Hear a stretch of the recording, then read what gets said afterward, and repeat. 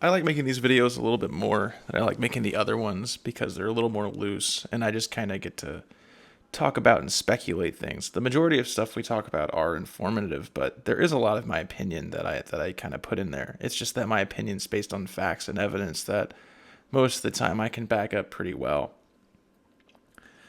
I spend most of my time even doing classwork, on my exercise, walking my dog, whatever it is I do.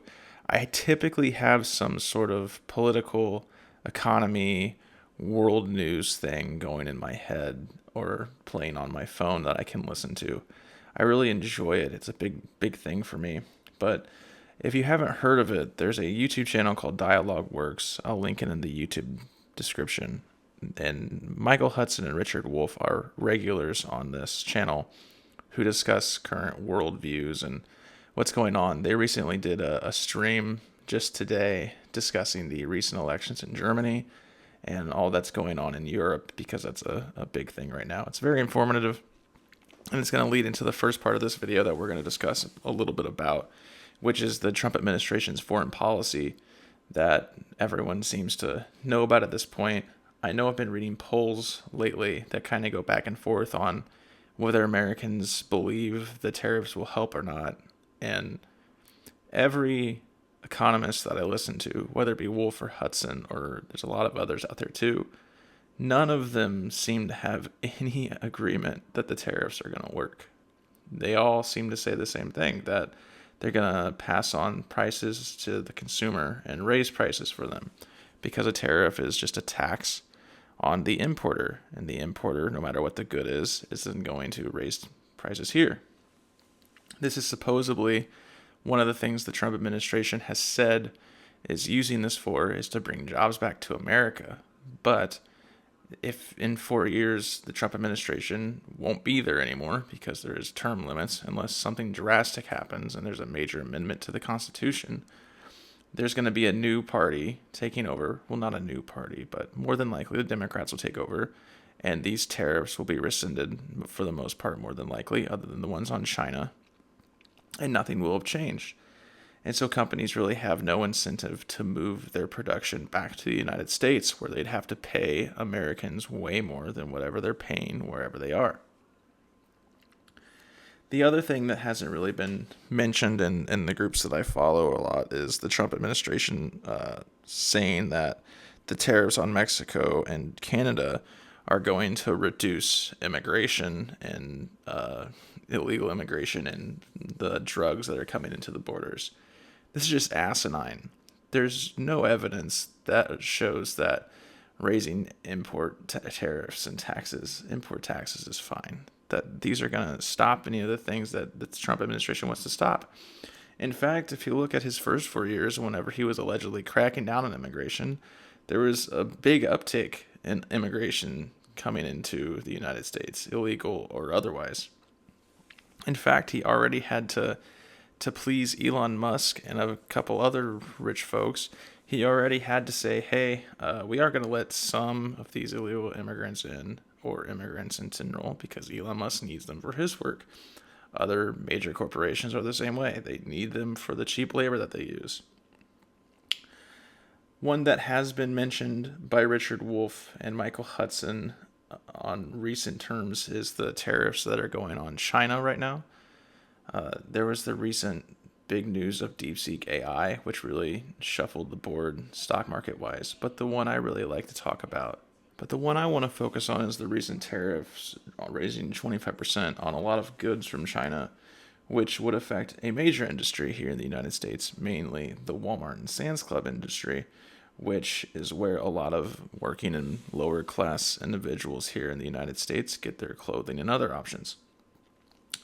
There is currently a big interpolitical war because the people who own Walmart, the Waltons, really don't want to have a tariff on China that would affect their wages and the way they price things at their store, because they know the people who shop at Walmart, the people who buy things at Walmart, specifically clothes, are typically lower class or kind of trying to spend frugally.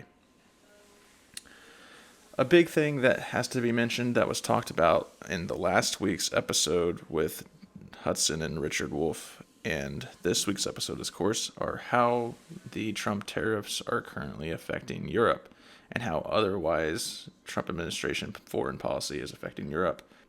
Europe is currently, and has been for quite some time, been in an economic free fall of what are we going to do. And really lately, they've been sucking up to the United States, trying to continue to ride their coattails. But the United States is in a position, as to my knowledge, that can no longer support Europe in the ways it has been. So now, as the Europeans are bracing themselves for further impact, there's been a far push, and you've heard the news of Elon Musk promoting it, towards the far right.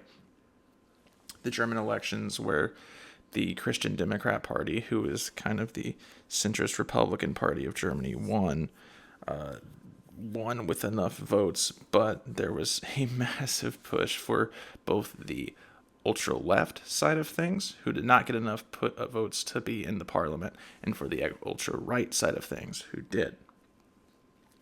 And these people are going to push similar policies that Donald Trump's administration had been pushing since 2016, and before that, even with the mainstream Republican Party, of that immigrants being the problem. We're seeing that in France too, the UK as well, and it's just not going to work out very well for them.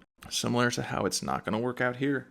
You can blame whoever you want to blame. You can try to come up with solutions based on the ideas, but the truth of the matter is the United States is in deep trouble, and the middle and lower classes are taking the brunt of it and have been for quite some time, with the stagnating wages, the wages and standards of living, and so on and so forth. And eventually it's going to get to a point where either the classes are going to unify against the top 1% and try to take back the labor force, and we've seen that with the ongoing resurgence of the labor movement, or we're going to see something much darker happen. I'm not sure which way it's going to go. I know I'm advocating for the socialist side of things to really break out. We saw when Bernie Sanders was running in 2016 and 2020 that people really are receptive to that message. And then we also saw how the majority of people who supported him kind of lost faith in him because of how he and AOC and a few other Democrats at this point, I think Bernie's still an independent, but how they gave in to the Biden administration, or even in 2016 when they gave in to letting Hillary take over. That's something that we should have fought back on. Michael Hudson has advocated for this, and I'm in the same boat. There needs to be a new party that fights for the middle and lower classes in the labor movement, because the Democrats and the Republicans are never going to do that. Republicans for sure are never going to. But there's always been this idea of maybe we can get the Democrats to be pushed left. I remember when Clinton won the primary in 2016, there was this dream of Bernie is now supposed to push her to the left to get her to understand the socialist ideas or whatever. That was never going to happen. If Clinton would have won in 2016, she would have been exactly what the Biden administration was. Hawkish neocons who were just pushing the corporate elite interest and continuing this trade war with China, as well as escalating things in the Middle East and with Russia, as we saw. It's been said before on this YouTube channel, and I'll say it again, pay attention to the labor movement. Pay attention to, if you live in a big city, a small town, you hear people unionizing, go get to know those people, support them however you can, and hope that you can do more, because those are really our only options right now, is to work together and care about each other. Now, recently, Norman Finkelstein was on Robertson Earhart's YouTube channel show. I guess you could technically call it a podcast. It's more of a series of interviews with different people. I really love Robertson Earhart's form of interviewing. I really like how he asked a few questions and then just lets his guests go on and on. He has a lot of interesting people on there, but Norman Finkelstein has been a regular for quite some time. But during the course of this interview, Finkelstein mentions that he had this funny Noam Chomsky story in which, way back in the day, Chomsky went to the dentist, and it was found that Chomsky's teeth were being gritted down. And so the dentist asked his wife and asked Noam, just pay attention to when you're gritting your teeth because you're doing damage to your enamel and whatnot. So Chomsky followed it. They monitored his mouth and all this other things, and they couldn't figure it out until one day Noam realized what was going on, and he was gritting his teeth really hard whenever he was reading the New York Times. I've mentioned it before on this channel how much I just can't believe the people at the New York Times and their goal to write some of the things they write. A lot of American media is shamelessly just deceptive in the way they do things. Note, I said deceptive, I did not call them liars, but they just play one side of things so well. We've seen this more recently with the hostage trade-offs between Hamas and Israel, and there hasn't been any mention of the New York Times of the hostages who have been transferred dead because Israel's own strikes killed them. We haven't been seen any talks in the New York Times about the current ceasefire violations by Israel as they continue to push through the occupied West Bank and are murdering people, their ceasefire violations with Lebanon, and so on and so forth. However, every once in a while, something will be posted on there in which I cannot help myself but read through it and then call out the person for writing it. So, recently, and it's an opinion piece, so technically the New York Times does not approve of it, but this journalist, Bret Stephens, wrote an article entitled "America's Most Shameful Vote Ever at the UN." Now, naturally, I was inclined to read this. I figured I knew what it was about, but maybe he was going to surprise me. And Stephens did not.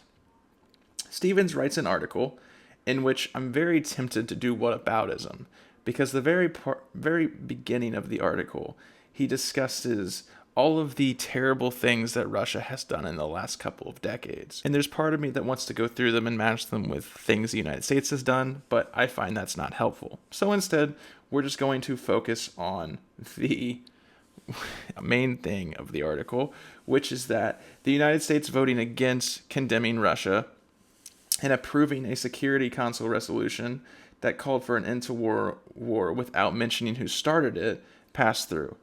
Now, for Mr. Stephens, because I'm sure you know this, I can't imagine that you are someone who doesn't know if you are that well informed on the UN resolutions. You don't know. The United States has a history of horrifying vetoes and blockage of the UN. We talked about it during my Israeli-Palestinian video, the first video on this channel, but there has been a two-state settlement on the table since 1976. It's agreed on by the majority of the world, including the Palestinians, on the on the 1967 borders that were agreed on then, and has been agreed on ever since, but the United States has blocked it consistently. Then we also have the 1979 blocked resolution condemning the Israel human rights violations in the occupied territories. That's been going on for forever too. Every once in a while the UN will try to say, hey, they're committing human rights violations, because they are. There's several examples, but my favorite that I like to bring up as of recent nature is the New York Times opinion piece by the Surgeons from Gaza, who noted that Israeli soldiers on the border or just within the Gaza Strip were targeting children by shooting them in the chest and the head. Another one that is particularly terrible is the 1995 resolution, which would have affirmed the Fourth Geneva Convention and applied it to the occupied Palestinian territories and condemned the policies that were violating human rights of Palestinians. And that, of course, was vetoed by the United States. So, really, Mr. Stephens, I have to take what you say with a grain of salt, because the elites really, and the American public, because they've had so much propaganda about the Ukraine conflict, and they just think that Russia's this big evil monster because the Cold War never really ended, as we've seen, and that Russia obviously is doing terrible things in Ukraine, but they don't know the full story. Recently, a few friends of mine, both of them who watched the video, and I love them very much. They're my favorite people in the whole world, because sometimes we all agree on a subject and it's really nice, and sometimes we just spend days arguing about the same thing and we just don't stop. And I can't tell you how much I appreciate them. They're also both big supporters of me, and I hope they feel I'm big supporters of them. So big shout outs to them without mentioning their name, because I don't want to put anybody on blast on this channel. But recently they mentioned that they didn't know the military side of NATO, and they didn't know how Russia was provoked. Now, I did a whole video for it on this channel. I really think you should go back and watch it if you want all the details. But for years, the United States was provoking Russia. They were poking the bear by placing and allowing further East European countries to join NATO or apply for NATO. And finally, the Ukraine, it was rumored, were going to join NATO. And Noam Chomsky said it best. What would you do, or what would the United States do, if Mexico was going to join a Chinese military group? The United States would bomb it to smithereens. And that's exactly what Russia did. Now, the things that have happened in Ukraine via the Russians has been terrible, but at the same time, there's a story that has not been told here. And so, Mr. Stevens and the New York Times and a lot of the American media have completely ignored this part of things. And they also ignore, and I talked about this once again in that video, but they also ignore that this entire conflict could have been over in, I think, 8 months into the war, because in Turkey, they set up negotiations between Ukraine and Russia, but the United States, who Trump blamed on Boris Johnson, by the way, but it was the United States who told Ukraine, we're not ready to negotiate yet, continue fighting. So just take that into consideration. And I don't like to be a flamethrower, but that opinion piece just really made me want to put someone on blast. Now, the last thing I'd like to talk about today that a lot of people don't know about, but once again, one of my friend group drew my attention to it, and it reminded me of this. Al Jazeera did an investigation, I'll say about 4 or 5 months ago, in which they found that a lot of prominent influencers on Instagram, YouTube, and Twitter, other social media platforms, were being paid by Israeli advocates to promote Israel ideas on the Israel-Palestine conflict. That's the last time you'll hear me call it a conflict, because it has been a genocide. Israel has been committing genocide in Gaza. This is very interesting, because for me to come on here and discuss my ideas with you, and for other people, for instance, if you talk about Norman Finkelstein or Richard Wolff or Michael Hudson, Noam Chomsky, Ralph Nader, Ilan Pappé, a few other people I can think of who talk about these things, they, of course, probably get paid per appearance, and they probably have these thoughts through, but they don't get paid to have these ideas. And that's something that I really respect out of a person like Victor Davis Hanson, who appears on the Robertson Earhart podcast, and who is a champion of whataboutism, but you can see that when he talks about these conservative issues, he really believes that he is on the right side and doing what's right for his country and the world. Now, I find them abhorrent for the most part, but it is nice and refreshing to see someone who really believes them. It is not just doing them for the grift. There is one main example who I'm not going to mention, but Norman Finkelstein brought it up on his Robertson Earhart podcast, that last year at the beginning of the genocide in Gaza, there was a debate between Norman Finkelstein and there was 3 other people there. One of the people, it has later come out, and this person admitted it, has been paid and coached by Israeli advocacy groups on what to say to promote Israel values. Now, there's part of me that is okay with making money however you make, but whenever you are someone who has such an influence on the world, as a lot of these people have, you would think you would do more research and it would be more about the money. But no, it's not. These people are okay just taking all this money and then promoting ideas that are causing women and children and innocent people to just be murdered on a regular basis. Even right now, when there's a ceasefire, Israel is still blocking aid and babies are still freezing to death right now. It's utterly abhorrent, and it disgusts me to my very core. Thank you so much for watching this video. I hope you enjoyed the topics we talked about. There won't be a video for about 2 weeks. I'm entering the final term, or the final part of my current term for my doctorate program, and I need to hunker down and focus on that. But in 2 weeks, I'll be back. I have an idea of what the video is going to be, but I don't want to announce it now just in case I change my mind. As always, in the description, the first link will be for the United States Campaign for Palestinian Rights.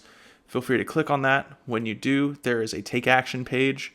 On that page, you can find organizations near you that are mounting the fight. They're forming protests. They're lobbying your representatives. They're doing in-person stuff on how to support the local cause for Palestinians. You can also, through that page, generate an email or a phone call to your representatives that the website does all for you. You can also go to the Donate Now page if you want to match what I am donating every single month. I have a few friends who are matching me. I'm very proud to say we are raising a little over $50 each month for this program, but my personal donation every month is $15. Feel free to match that if you can. If not, anything helps. We greatly appreciate it. They greatly appreciate it. I'm no way affiliated with the United States Campaign for Palestinian Rights. The other link down on there will be one link for the Al Jazeera video, which explains the investigation into influencers that we discussed. I will have a link for Dialogue Works there, and another link will be for an app that is on iOS and Android, I believe, that will allow you to find your representatives in your area. If there's other things you want to contact them about, like you want to try to contact them about the foreign policy or domestic policies of the Trump administration or otherwise, this app is a great app for finding them. And then you can call them, email them, find where their offices is, and go in there and talk to them face to face. I really appreciate your support in watching this video, and I'll see you in a couple weeks. Take care of yourself. I like making these videos a little bit more than I like making the other ones because they're a little more loose and I just kind of get to talk about and speculate things. The majority of stuff we talk about are informative, but there is a lot of my opinion that I kind of put in there. It's just that my opinion's based on facts and evidence that most of the time I can back up pretty well. I spend